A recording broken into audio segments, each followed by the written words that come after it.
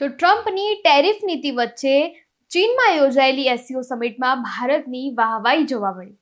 નમસ્કાર, તમે જોઈ રહ્યા છો ચક્રવાત ન્યૂઝ. ત્યારે મહત્વપૂર્ણ સમાચારો સાથે હું છું નિકિતા. તો અત્યારે આપણે સૌને ખબર છે કે આપણા વડાપ્રધાન નરેન્દ્ર મોદી ચીનમાં છે અને ચીનના જે તિયાનજિનમાં અત્યારે એસસીઓ સમિટ યોજાઈ એના છેલ્લા દિવસે એક ઘોષણાપત્ર જાહેર કરવામાં આવે છે. હવે આ ઘોષણાપત્રમાં ખાસ કરીને પ્રાદેશિક મુદ્દાઓની વાત કરવામાં આવે છે. પ્રાદેશિક સુરક્ષા હોય, આતંકવાદ વિરોધી કાર્યવાહી હોય કે પછી સાંસ્કૃતિક આદાન પ્રદાન હોય અને વૈશ્વિક એકતાની પણ આમાં વાત થઈ છે. અને આ એસસીઓ સમિટના ઘોષણાપત્રમાં ભારતની ક્યાંક ને ક્યાંક જીત જોવા મળી અને ખાસ કરીને એવા 10 મુદ્દાઓની પણ ચર્ચા હાલ થઈ રહી છે અને એવા 10 મુદ્દાઓમાં ભારત આગળ જોવા મળ્યું. એવા કયા 10 મુદ્દા છે, આવો એની વાત કરીએ.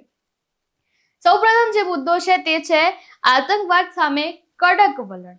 એટલે કે આપણને સૌને ખબર છે કે જે 22 એપ્રિલના રોજ જે પહેલગામમાં હુમલો થયો હતો તેને લઈને સભ્ય દેશોએ સખત શબ્દોમાં નિંદા કરી છે. તેમને એ પણ કહ્યું કે જે આ આતંકવાદીઓ જે આ પ્રક્રિયા થઈ હતી, આ જે પણ આતંકવાદ થયો હતો, પહેલગામમાં હુમલો આતંકવાદી થયો હતો, એમાં જે આયોજકો હતા, જે ગુનેગારો હતા, તેમને સખત સજા થવી જોઈએ તેવી તેમની માંગ છે. અને આગળ જો વાત કરીએ બીજા મુદ્દાની, તો તે છે બેવડા ધોરણોની નિંદા. એટલે કે એક જે રાષ્ટ્ર છે એ એક તરફ આતંકવાદનો વિરોધ કરી રહ્યો છે અને એટ ધ સેમ ટાઈમે બીજી બાજુ એ જ રાષ્ટ્રને જે આતંકવાદમાં આગળ છે તેને જ્યારે આતંકવાદ હુમલો થઈ રહ્યો છે તેમાં સહાય પણ કરે છે. તો આ જે બેવડી નીતિ છે તેની પણ સખત નિંદા કરી છે સભ્ય દેશોએ. તેમને પણ આતંકવાદનો વિરોધ કરતા કહ્યું છે કે આ બેવડી નીતિ ના અપનાવવી જોઈએ.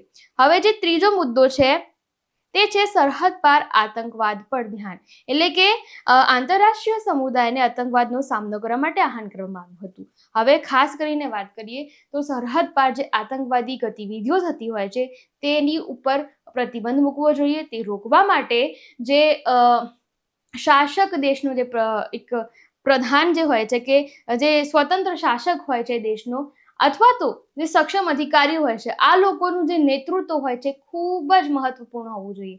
તેમનું એ કામ હોવું જોઈએ કે તે દેશમાં થતો આતંકવાદ જે હુમલો છે તે રોકી શકે. તો તેમનું નેતૃત્વ પણ ખૂબ મહત્વપૂર્ણ અહીંયા ગણાવવામાં આવ્યું છે. હવે ચોથો જે મુદ્દો છે તે છે એક પૃથ્વી, એક પરિવાર, એક ભવિષ્યની થીમ. તો જેવી રીતે આપણા ભારતમાં આપણે સૌ જાણીએ છીએ કે વસુધૈવ કુટુંબકમની જે નીતિ આપણા ભારતમાં આપણે અપનાવી છે તેની વાત અહીંયા થઈ છે. અને ભારત દ્વારા જે રજૂ કરવામાં આવેલી આ થીમ છે, એક પૃથ્વી, એક પરિવાર, એક ભવિષ્યની, આ થીમને અહીંયા દર્શાવવામાં આવ્યું અને તેની પણ ખૂબ જ પ્રશંસા થઈ છે. હવે પાંચમો જે મુદ્દો છે તે છે એસસીઓ સ્ટાર્ટઅપ ફોરમની સફળતા. એટલે કે સભ્ય દેશોએ જે 2025 3જી અને 5મી એપ્રિલે નવી દિલ્હીમાં જે 5મી એસસીઓ સમિટ યોજાઈ હતી તેમાં આજે સ્ટાર્ટઅપ ફોરમની સિદ્ધિઓને સ્વાગત કર્યું હતું.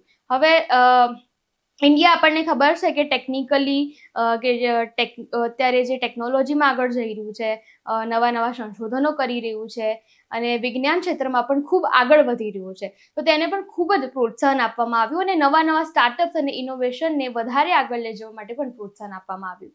એના પર જે છઠ્ઠો મુદ્દો તે છે એ થિંક ટેન્ક ફોરમની પ્રશંસા. હવે થિંક ટેન્ક શું છે? થિંક ટેન્ક એક એવી સંસ્થા છે જેમાં સામાજિક નીતિ હોય, અર્થશાસ્ત્ર હોય, પછી સાંસ્કૃતિક આદાન પ્રદાનની વાત હોય કે આપણી સંસ્કૃતિની વાત હોય છે. આ બધાને લઈને તેઓ રિસર્ચ કરતા હોય છે, નવા સંશોધનો કરતા હોય છે. આ એવી સંસ્થા છે. અને જ્યારે 21-22 મે 2025ના રોજ નવી દિલ્હીમાં જે 20મી એસસીઓ સમિટ યોજાઈ હતી તેમાં પણ આ થિંક ટેન્ક ફોરમની ખૂબ જ પ્રશંસા કરવામાં આવી હતી.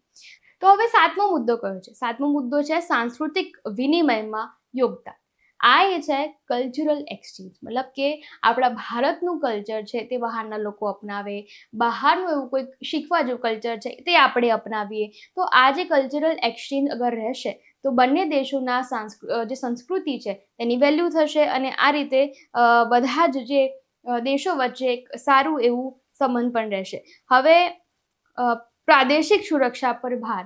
મતલબ કે સભ્ય દેશો આતંકવાદ અને ઉગ્રવાદનો સામનો કરતી જે પ્રાદેશિક શાંતિ અને સ્થિરતા જાળવવા માટે પણ સંયુક્ત પ્રયાસો પર ભાર મૂકવામાં આવ્યો હતો. મતલબ કે પ્રદેશોની અંદર જ જ્યારે એક દેશ છે તેની અંદર પ્રદેશોની અંદર જો કોઈ લડાઈઓ થઈ રહી છે, આંદોલનો થઈ રહ્યા છે અને તે પણ રોકવા જોઈએ. કારણ કે એ જે લડાઈઓ થતી હોય છે તેમાં લોકોને આર્થિક રીતે અને શારીરિક રીતે બંને રીતે નુકસાન થતું હોય છે. તો તેને પણ રોકવું જોઈએ.